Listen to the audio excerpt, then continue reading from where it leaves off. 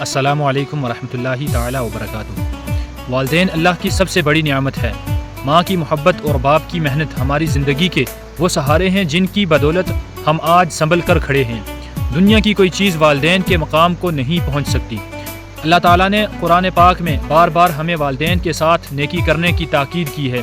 ارشاد باری تعالیٰ ہے وَبِالْوَالِدَيْنِ إِحْسَانًا، اور والدین کے ساتھ بھلائی کرو۔ ایک صحابی نبی کریم صلی اللہ تعالیٰ علیہ وسلم کے پاس آئے اور پوچھا، یا رسول اللہ، سب سے زیادہ خدمت کس کی کروں؟ آپ صلی اللہ علیہ وسلم نے فرمایا، تمہاری ماں۔ پھر دوبارہ پوچھا، آپ صلی اللہ علیہ وسلم نے پھر فرمایا، تمہاری ماں۔ تیسری بار پھر پوچھا، آپ صلی اللہ تعالیٰ علیہ وسلم نے فرمایا، تمہاری ماں۔ چوتھی بار پوچھنے پر فرمایا، تمہارا باپ۔ اس حدیث سے ہمیں پتہ چلتا ہے کہ والدین خصوصاً ماں کا حق سب سے زیادہ ہے۔ حضرات، ماں باپ کی خدمت صرف ذمہ داری نہیں بلکہ ایک عبادت ہے۔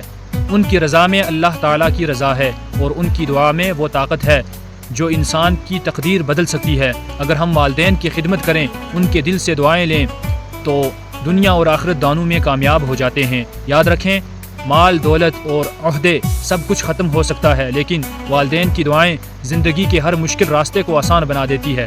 اللہ تعالیٰ ہمیں اپنے والدین کی خدمت کی توفیق دے، ان کی عزت و احترام کرنے والا بنائے، اور ان کی دعاؤں کا حق ادا کرنے والا بنائے۔ آمین ثم آمین۔